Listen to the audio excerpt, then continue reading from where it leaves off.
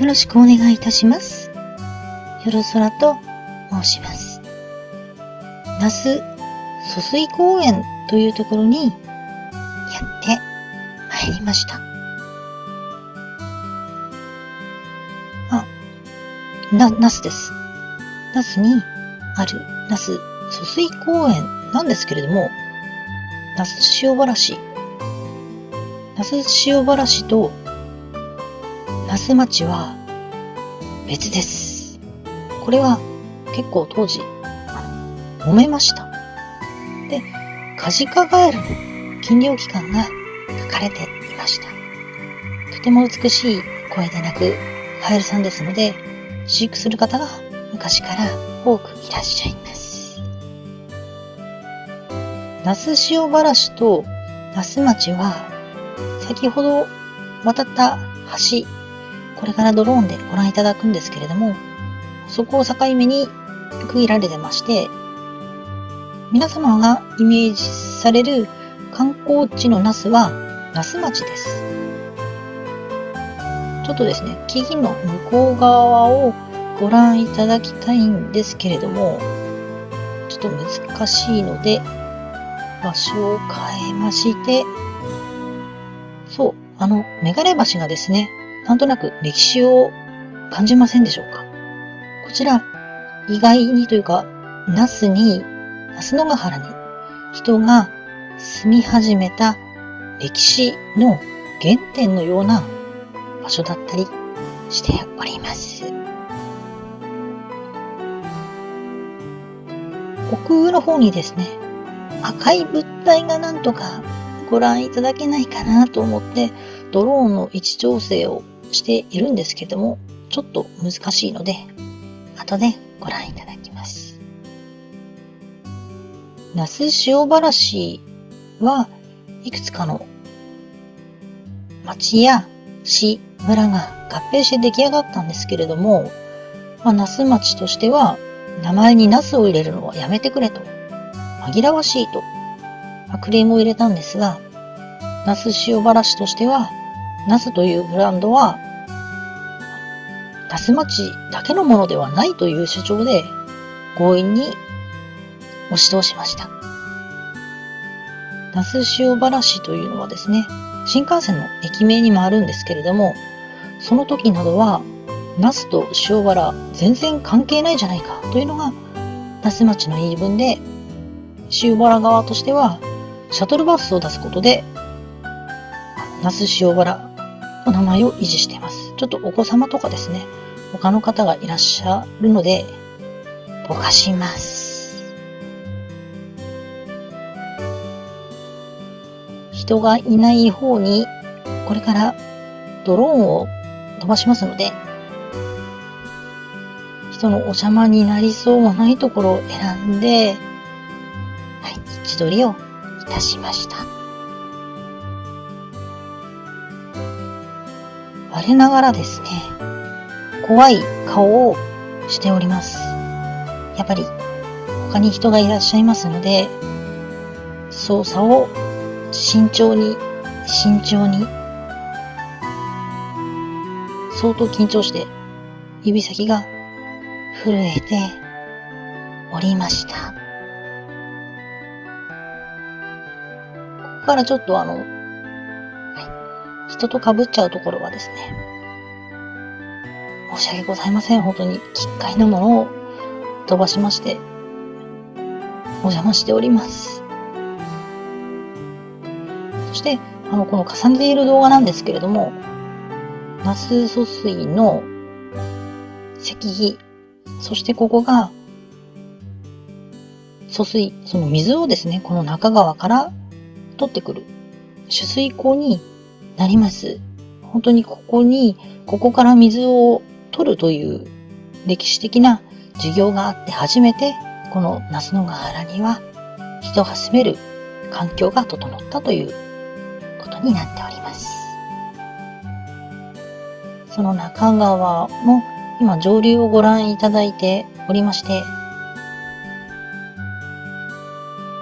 少しちょっと遡上をしてみたりはするんですけれども、どこまで行ってもそれほど景色は変わらないからと。まだちょっと紅葉には季節が早くてですね。また、本当に真っ赤になった頃にまた訪れたいかなと思っております。そして、なんか我ながら複雑な操作を頑張ってるな。ちょっと自分を褒めたくなります。はい、先ほどからちょっと見えております赤い水門。そしてその右側の岩にですね、大昔の水の取水口があります。今も頑張っているのかどうかよくわからないです。そしてもうですね、人のいないところにちょっと音的にはお邪魔しちゃうんですけれども、比較的操作は気楽と申しますか、人にぶつけたりはしないなみたいな、墜落さえさせなければいいかなみたいな感じで動かしております。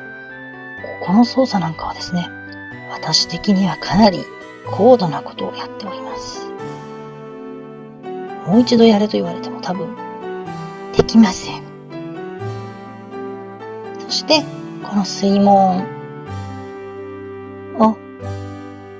上空くぐるのじゃなくて飛び越えまして、中川の下流をご覧いただいているんですけれども、那須野ヶ原にはこの中川、そして私が大好きな茶比川、2本の川が流れております。ところが茶比川の方はいつもご覧いただいておりますように、基本水が流れておりません。そしてこの中川の方はですね、渓谷、その谷底を水が流れるのが特徴的な川となっておりまして、水を汲むのが大変と、本当に大変だったようなんですけれども、という歴史があり、那須疎水というこの水を中川から引いてというふうな授業がですね、あって初めて人が住めるようになりました。はい、先ほど渡った那須高原大橋です。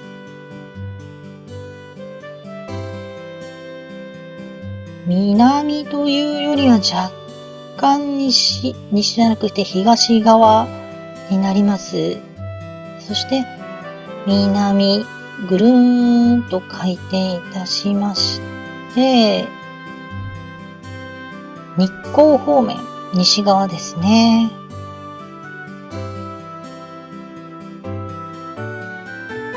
そしてぐるーんと北の方に、はい、中川の上流域になります。遠くに観覧車が見えるんですけれども、こちらが那須ハイランドパークです。本当になだらかな、なんて言うんでしょうか、山の勾配。もう平らではなくて、もう山の一部ですね。だいたいどこも坂道です。那須山に向かって登り道という形になっております。そしてぐるーんとですね、また那須高原大橋をご覧いただくんですけれども、実はこの橋、近づくのがかなり困難です。厳重にいろいろなところがですね、その立ち入り禁止になっております。理由は、飛び降りをされる方が多いらしくて、というちょっと悲しい事情がございます。そして、あとは機関モード。ボタン一つ押せば、元のポジションに勝手に飛んでいってくれますので、この時にはですね、機体の操作ではなくて、カメラの上下に意識が集中できますので、私は大好きですね。そしてこの辺りで先ほどお散歩をされていたご夫婦のですね、旦那様の方に話しかけられてしまいまして、